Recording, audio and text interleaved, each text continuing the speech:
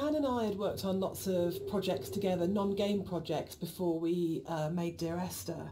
And I think the thing that links all of the projects that we've worked on together is that idea of hidden stories and layers of stories. And one of the things I wanted to do with the music was to embed hidden little hints and stories into it. So the music that you hear here has Morse code, and the Morse code is spelling out the word Esther. And I really, really liked this concept of that some people would understand that it was Morse code and try and figure out what it was saying. It also provided a really interesting rhythmical dynamic. And yeah, it's just about these ideas of hidden stories and layers, but it also starts to emphasise the obsessional nature, I think, of the story in Dear Esther, and his agitation and actually slight panic. So you're getting this rhythm that just repeats and repeats and repeats obsessively. So I think even if you don't understand that it's saying Esther, and even if you don't understand that it's Morse code, you're still getting this feeling of this obsessional repetition and slight panic that he has. And again, it's kind of it's the new chapter, and it's spelling out that something has changed at this point.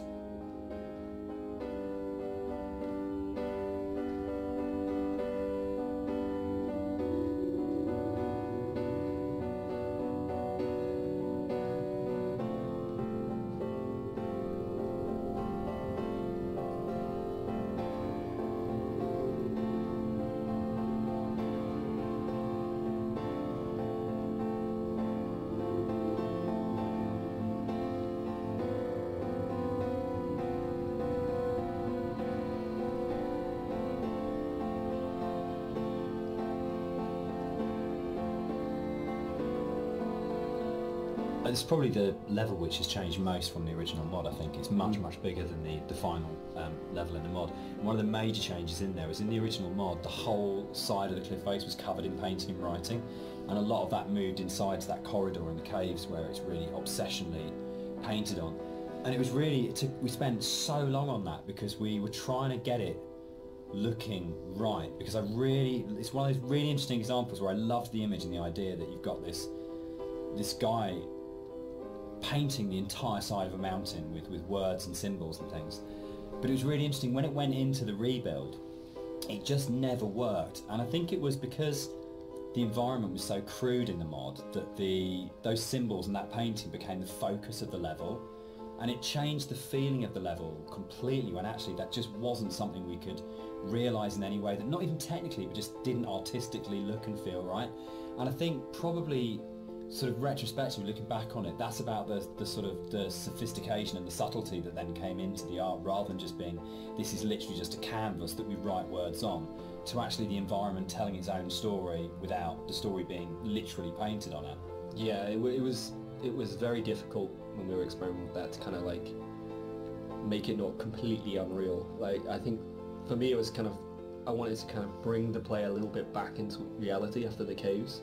And I think with having those symbols everywhere, it was kind of pushing them out a little bit. So I think what we came to, with the kind of compromise we had, it was kind of a nice in-between. Yeah, it didn't feel like a compromise to me. It felt like, it felt like it didn't work, but it kind of, but those symbols were coded. Like there's the hill in the background when you're standing right at the end of the boat and you look back, and you suddenly realise that the shape of the mountain is the shape of a woman lying on her side asleep. And that, I remember seeing it for the first time around and going, it's saying the same things, but it's saying it in a much subtler way than in the initial layer. But it was definitely challenging going back to how do you have a deep, complicated, subtle art style, but still manage to have something which is very sort of stark and symbolic laid over the top. It was much more challenging.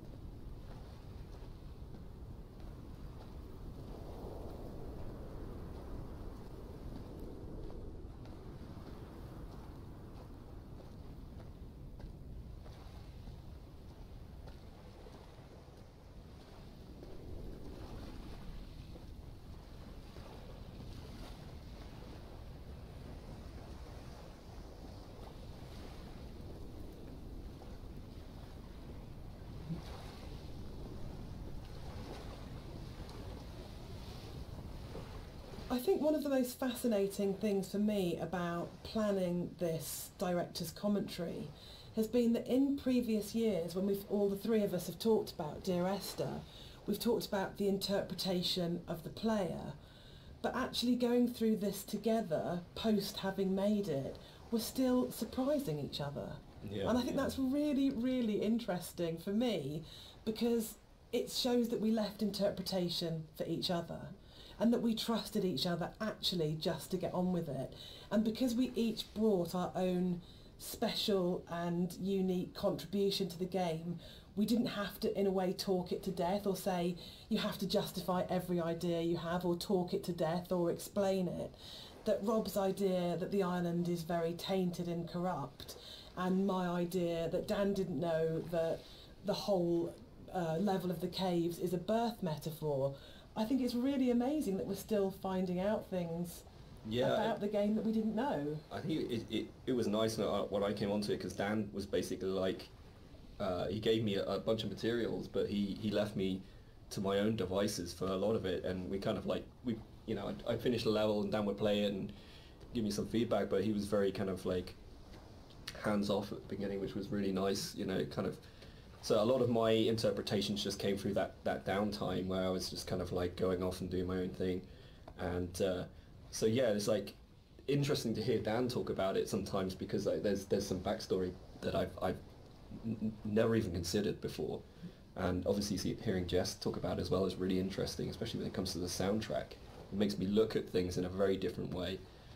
So yeah, it's really interesting.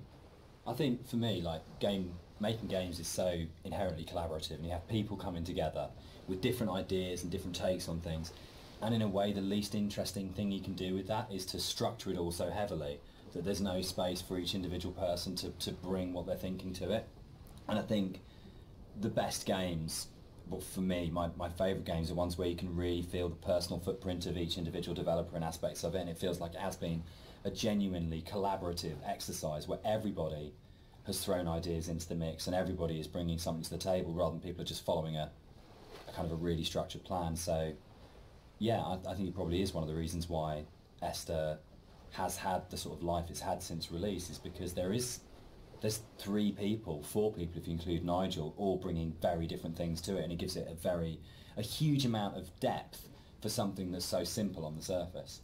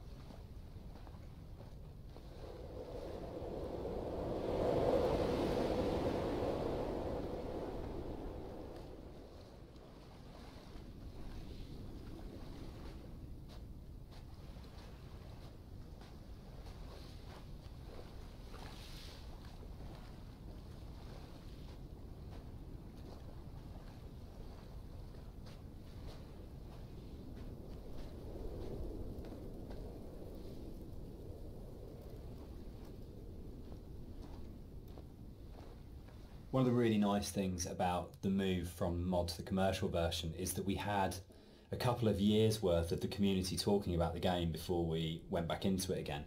And one of the things that I read on a forum was that someone had constructed this amazing version of the story where they'd decided that the narrator was Paul. And I hadn't thought of that. It was never part of the original writing. And I thought, that's so amazing that as a writer, your audience can find something in what you're doing that you hadn't thought of. So it was really important when we went back in to record the additional set of voiceovers. I thought, I absolutely want to do this. I want to take this idea that's come out of the fans and to run with this and to add an entire new sort of stream of story in there.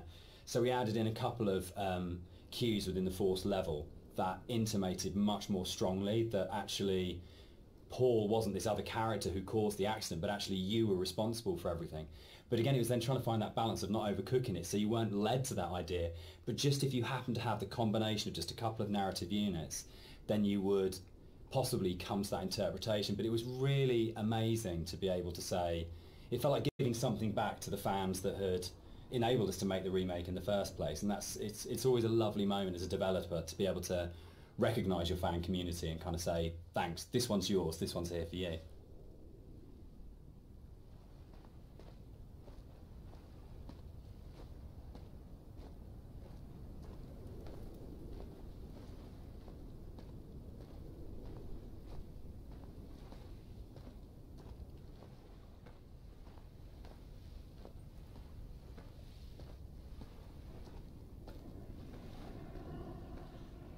I've been on holiday to Greece lots of times, and one of the things that I always really responded to emotionally was those shrines that you see on the road, and sometimes they're dedicated to saints and sometimes they're to markate where an accident has taken place. So you'll get photos of the deceased person and flowers and candles, and it always really touched me. And so I said to Rob, I think it would be amazing to get these into the game somehow, and then Rob took that idea and ran with it, and I think they're so successful and they're so beautiful and they're really moving. And I think it's because you had this elemental scale, you have the island and it's huge and you have that scale, and all of a sudden you come around this corner and it's absolutely brought back to the human scale again and to that relationship of the individual. And I think the other thing that it does really successfully is it's a kind of magic realism, because there's no way that you could have all those amounts of candles lighting your way. Who's lit them? The island is empty. Who's put those shrines there? But I just think it's a really lovely bit of environmental storytelling, actually.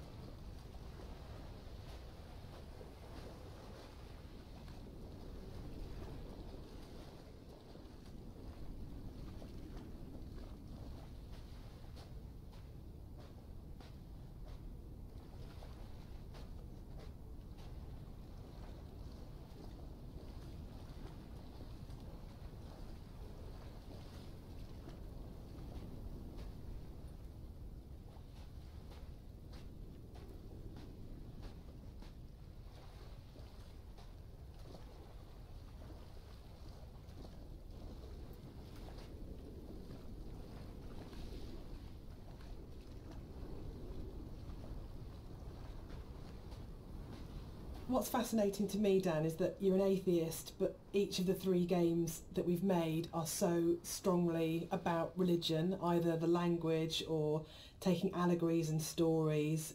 Why are you so drawn to it? I think I'm really interested in people and the stories that make up people. And I think there is like in the Bible, like most kind of religious texts, it's not about what it is, it's about what is behind what it is, and that's what you're really getting to, is the idea of the sort of the parable or the metaphor. And it really felt like, particularly with Paul on the road to Damascus, is a story that many people know and we can understand, and it's about redemption and consequence and guilt and transformation and who you really are and what that means. And it felt like just a really strong, powerful way of making it very accessible, the narrator's kind of inner turmoil, in a kind of a story that we know really well. And there's a universality to those kind of questions that, you know, whether it's, you know, Christianity, whether it's Islam, whether it's kind of Buddhism, that they're asking very broadly similar questions. What does it mean to be human? What does it mean to be a good person? How should we behave to each other? How should we feel about the world we're in? And it's a really powerful way of speaking to a lot of people. I think that's what's been really important as well, is that it's about saying no matter who you are or what your kind of like outlook on life is, whether that's, you know, faith-based or secular, that we are all effectively asking the same questions. And that's why I think all our games kind of tend to be around those questions.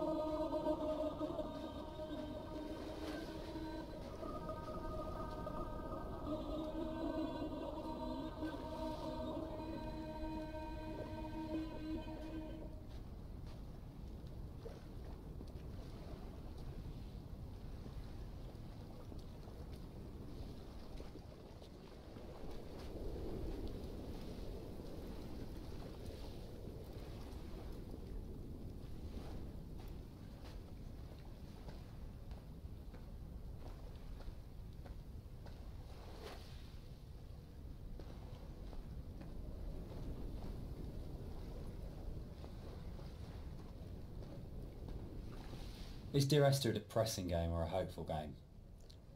For me, it's kind of like a mix of both, really. I think, like, my interpretation is kind of like, always feel like kind of depressed when I think about the kind of turmoil that this guy's been going through for God knows how long, and the kind of environment he's been in, and, you know, all these events surrounding his story. But for me, I always feel like a little bit hopeful at the end. You know, like the conclusion just feels like a relief, and like this is kind of all ended in some way. What do you think, Jess? I think it's a game about acceptance, and I really like that. And I think it's telling that a lot of people with mental health issues have responded really positively to the game, and we get a lot of emails and letters from those people saying that it's helped them through a really difficult time. And for me, that's because it's about the struggle of being human, that it's hard and that we love and that we grieve and we lose, but we come through it. And those things are what makes us human, that it's transformative and that the pain is part of life. And that's a really beautiful message. And I think that's what you do so well, Dan. That's what you write about. You write about what it is to be human. So Dan, you wrote it. Without wanting to cop out, one of the things about writing it that I really wanted to do was to make something that people could take and could own, and it would be their take on it. And their interpretation of it mattered in a way that mine didn't. My job was to give them the architecture to interpret in their way. So I think that is a cop-out. I do. I think as a writer you always have. Yeah, I think it's redemptive. But I don't think the redemption is as cut and dried as it's all okay at the end. It's not okay at the end. But there is a release, there's an escape, that bad times will happen, but they will end. And they won't always end positively, but they will end.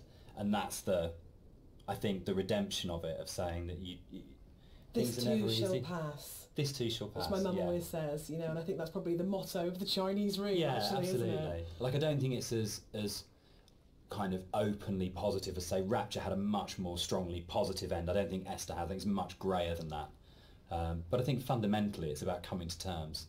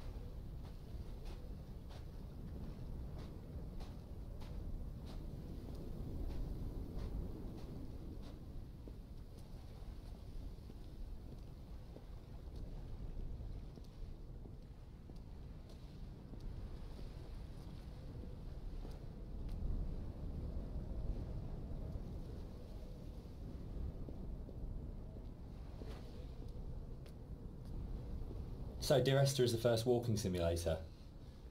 How do you feel about Walking Simulator?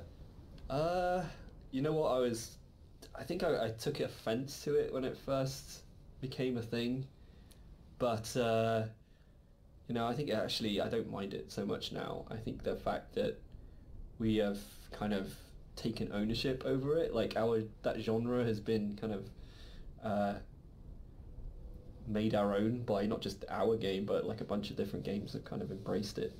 I don't know, what do you guys think? I'm still really confused about the need to categorise in games, probably more than any other creative industry, and I think it shows that games have a long way to come in terms of how we describe an experience. So I do agree with Rob that it's really positive that we reclaimed Walking Simulator, but I still find it reductive, possibly, as a term. What about you, Dan? I think for me it's people want to know what they're buying and what they're getting into, and I think it's so people understand what a walking simulator is now, in a way that if it was like first person adventure or slow moving, not very interactive, story driven games, they're all sort of really very fluffy. But I think if you buy a game and someone says it's a walking simulator now, you've got a pretty good idea what you're getting. And there's been, you know, there's Gone Home, Firewatch, Stanley Parable, there's so many other really good titles that kind of fall within that group of games out there now, that it does have an identity, and I think that's the really good thing about it. I mean, when Esther came out, there was literally nothing. We had no idea how we described it or what we called it. We actually struggled with that quite a lot. When it and sort of ended up being sort of like a ghost story, because it felt like it was the closest thing we could get. But it feels like now you can make a game like this and you can say it's a walking simulator,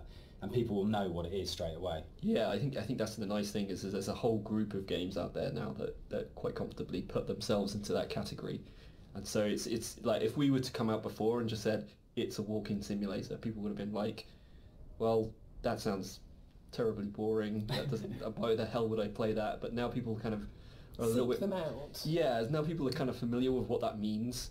The people out there who actually seek this sort of stuff out, and it's kind of really cool. I mean, me myself, I would actually do that, use that as a term to search. But yeah, I mean, it's a very simplified term for what our game is, and there's obviously a lot more to it than walking. But I think when you look at other genres, they're also kind of very simplified. You know, first-person shooter, role-playing game. It's, you know, to me it doesn't seem as bad as any of those other things.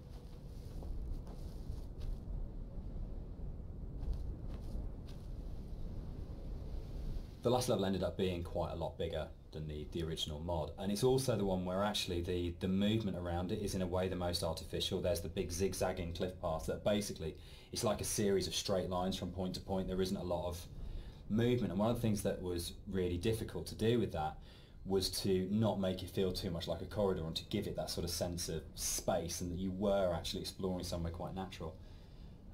I think, Rob, there was stuff which you put in there, like little new beat moments, like the ruins at the edge of the cliff, that just helped the player feel like they were on a journey rather than being pushed through a pipe. Yeah, it was kind of just giving the player the reward for continuing on, and it, kind of still giving them some aspect of exploration and things to discover. I mean, the journey in this one is mostly vertical. But in the spaces where you are going horizontally, there's at least in the original mod, there wasn't a lot to see or do. So I just tried like layering in some very subtle things that didn't necessarily add huge arcs to the story, but just kind of added little questions more than anything else.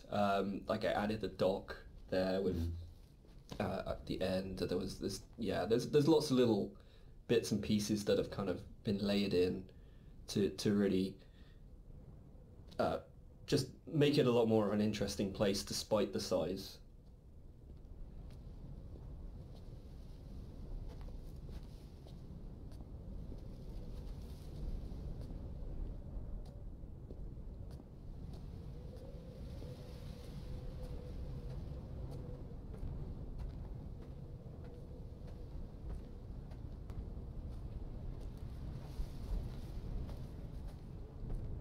There's a bit of an illusion of simplicity with games like Dear Esther that people kind of assume because there's not a lot of mechanics and there's not much going on in that sense that they're easy to make.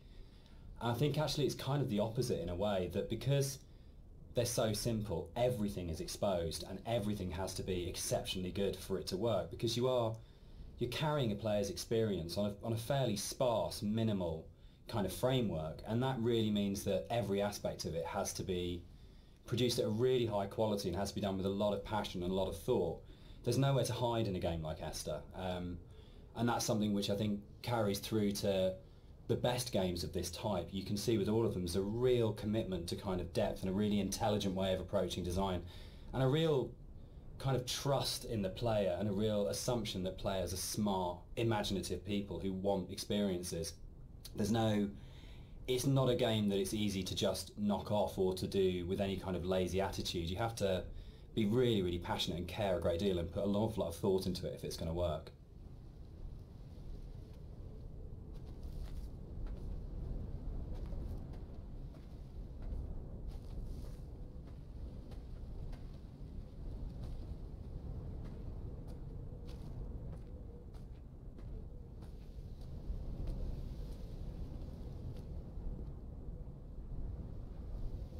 One of the things that I think was added more frequently in the final version of Dear Esther was the inclusion of a number of ghosts in the game. These are not like ghosts that you'd see in a normal horror game. They're just very loose silhouettes that you'll see around the island, usually like quite a distance off, or just kind of somewhere that you'd barely see it out the corner of your eye. I think this is a good example of where it's kind of really in your face, and these are kind of just something that we put in to kind of not just bring some unreal elements to the island, but something supernatural as well, something that's kind of beyond this world, something kind of unsettling, and yeah, we've a lot of effort's been put in to make these things very subtle. I didn't really want them to be like, I didn't want it to be a ghost story, so to speak, but I just kind of wanted to bring some of this supernatural element into the game, and this area is probably one of the most prominent because you can see it just before you go down into the gully here, and I think it's really one of my favorite scenes just because of it being so spooky, so unreal, and so interesting.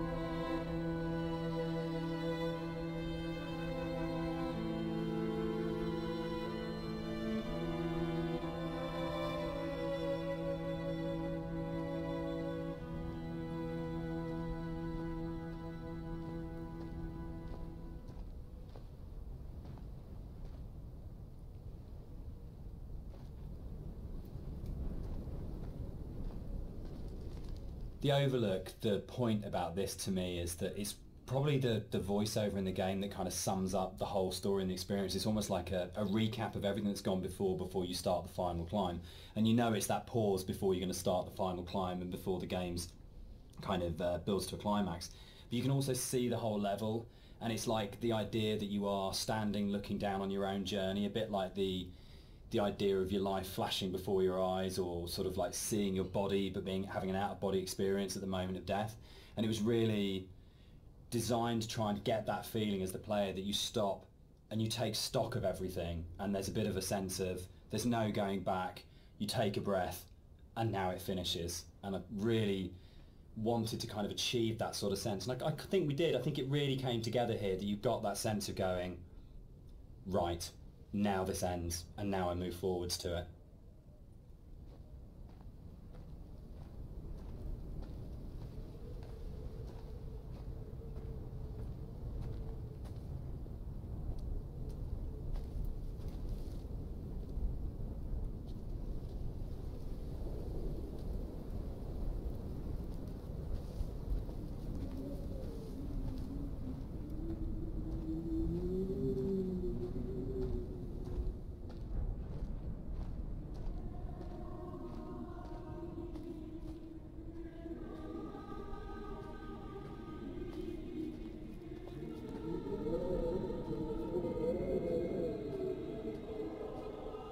So here it kind of, the environment becomes a little bit more surreal again.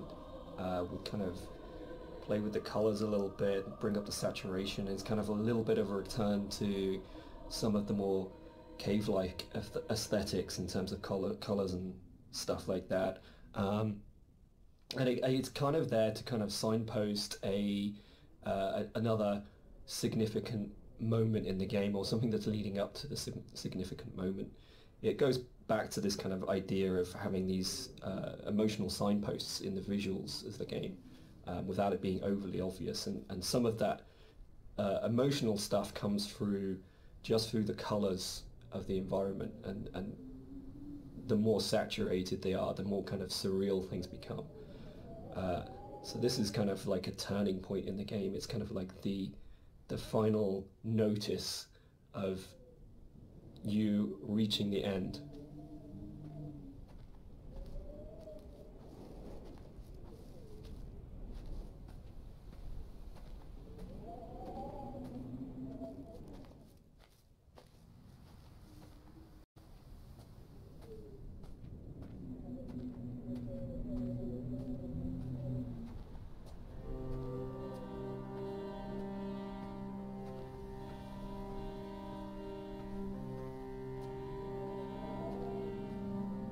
The music that's playing here is a repeat of another cue, and originally we hear it played on the piano, and the string quartet take on the piece here.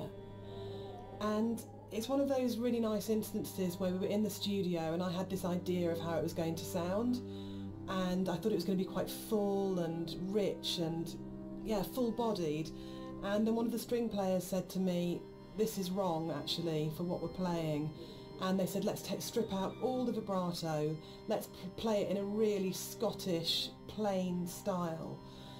And it absolutely transformed that piece, and it's one of the really special things about being a composer, is that you get to collaborate with people who come fresh to it. So you have this preconceived idea of how it should be, and then they say, no, why don't we turn it around and think about it like this?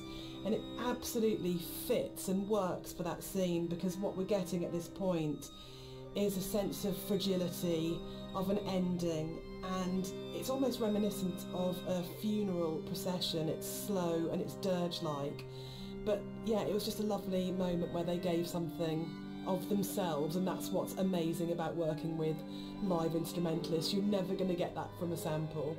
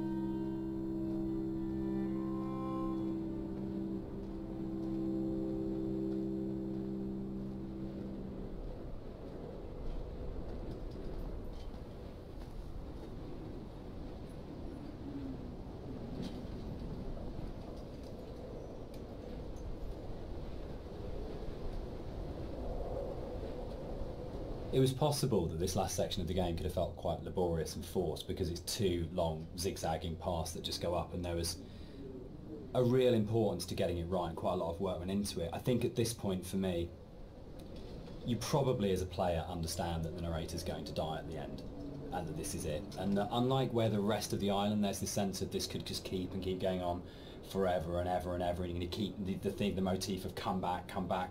But I think when you set on this path, we really wanted to have that sense of this is it, this is the last time you're going to walk these paths, this will end now. And that sort of idea of going, you're kind of climbing towards your death, but you're also moving towards a point where that glimpse in the caves where you see the motorway and you go, I understand what this is about. For me, the whole path up the side of the mountain is about saying, it's okay. It's that kind of starting to kind of release it and go, it's kind of okay that Esther died. It's kind of okay that the accident happened. I know that I'm going to die. I know that this is going to end. And I know that there's nowhere for me to go apart from follow this path, but that's all right. And it was very sort of hard to kind of try and find that subtle mix between the dread of it and the acceptance. It's where the positive and the negative and the kind of the loss and the redemption really start colliding for me. At least certainly that was what we were trying to achieve with it.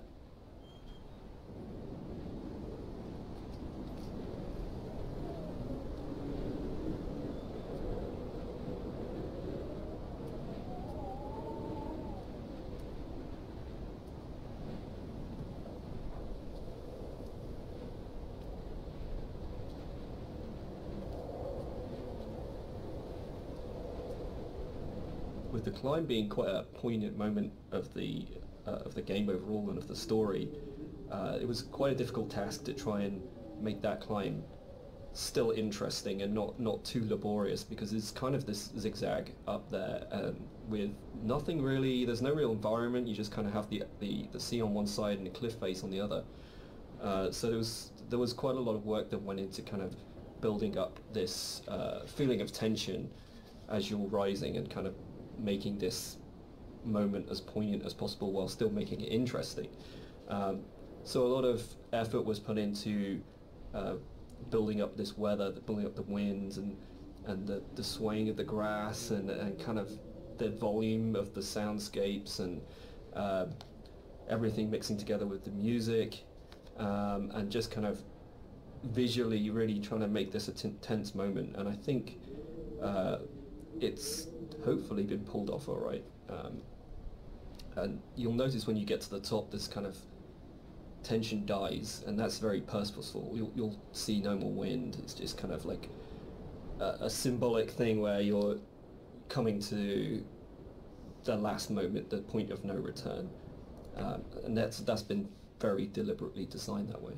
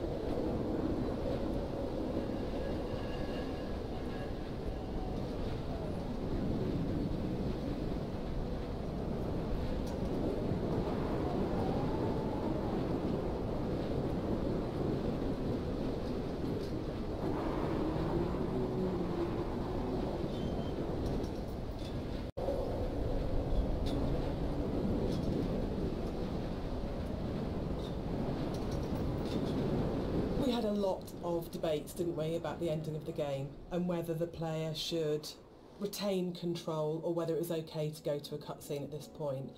I personally don't mind it. I actually actively like it because I think it works really well as a metaphor for loss of control at that point. Dan, I know you're not as keen. Yeah, I'm not. I would have loved the player not to have had control taken away from them, but to me it was a balance between two evils. The evil of having a cutscene and the evil of the player accidentally falling off the ladder halfway up and destroying the ending.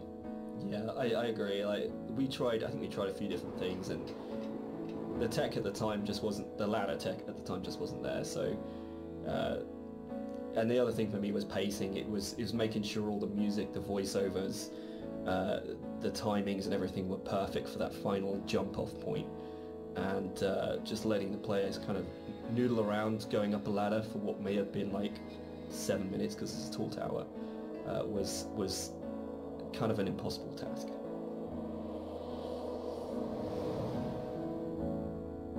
One of the things that I enjoyed the most on working on Dear Esther was Rob's beautiful visuals were so inspiring, but Dan's words are always so amazing to write to. I think that's where we start as a partnership. And the music at the end was so easy to write because that last voiceover, it's the pinnacle of the writing to me, as it should be, because it's the last VO, so you would have failed if it wasn't good, but it is just so beautiful and moving.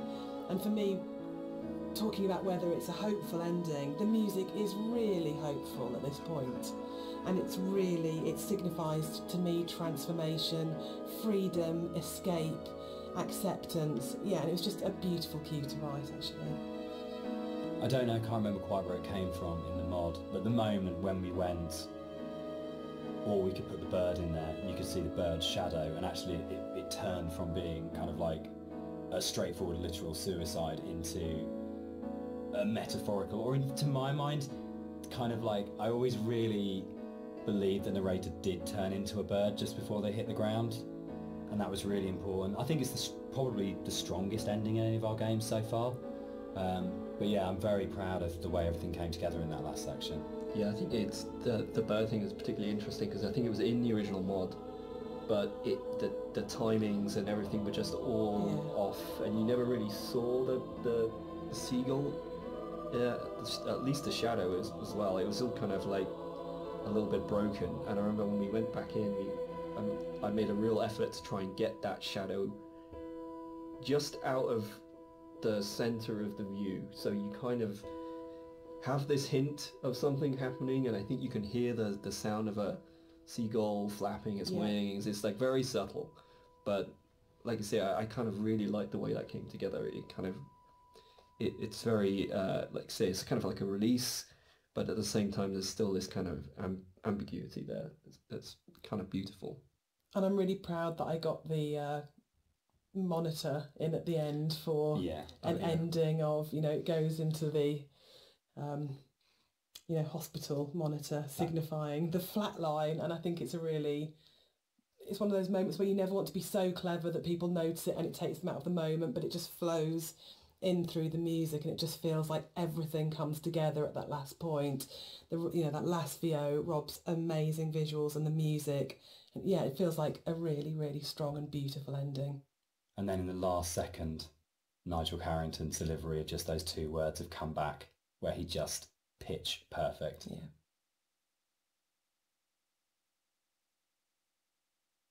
So that's the end of the director's commentary. We'd just like to say a big thank you to everyone for listening. We hope you've uncovered some secrets and some facts that you didn't know about the game before.